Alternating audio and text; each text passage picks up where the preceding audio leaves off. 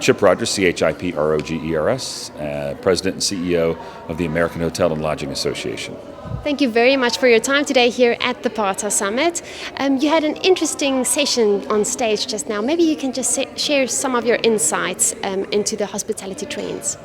Well, one of the things we're seeing is that what the hotel industry looked like before is not exactly what it's going to look like after the pandemic. Some consumer behaviors have changed, there's no question about it.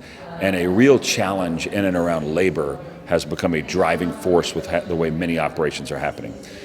What's interesting, and I think this is the biggest change that we're seeing, is that this new idea of traveling for both business and leisure at the same time is becoming commonplace. In fact, the folks that we talk to, we survey our membership on a constant basis. 89% of business travelers are now attaching to that business trip a day or two of leisure activity as well. And so that's really changing the nature of how hotels are working with their guests, because the guests are no longer there just for a business purpose, they're there for leisure purposes as well, and that's a little bit different. And of course, Asia Pacific, a very strong sector in the industry, and they are recovering well. Do you think that will have a positive influence in the industry short term? Well, I think so. I mean, you've had some challenges in Asia getting back markets becoming open, and the message of a stable opening market, not open, close, which has been a challenge. And when that happens, that helps the whole globe. I'll give you a perfect example. 35% of the visitors to Hawaii come from Japan. And so when you look at just from a U.S. standpoint, what's happening with tourism in and around Hawaii, what's being directly impacted by Asia travel.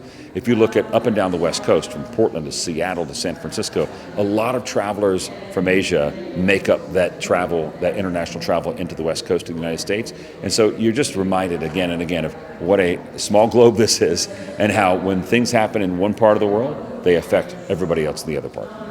That's true, and then going back to the buzzword of sustainability, here the theme has been reconnecting sustainably. Do you think more and more hotels are actively implementing sustainable measures? There's no question about it. I think the challenge we've seen as an industry is how do we do it in a coordinated fashion. One of the things we work on is bringing those interests together to make sure we're sending a coordinated message and creating those standards that can be applied across the industry. So you don't have just a portion of the industry following standards and another portion not. There are certain baseline activities that all hotels should be involved in to reach sustainability goals. But there's clearly the commitment to it. It's just a matter of how do we bring all that together and again remind the consumer that it is a sustainable industry, that staying in a hotel is a good thing and you can do it without hurting the environment. Well, thank you very much for your time today. We wish you all the best for the rest of the summit. Thank you so much.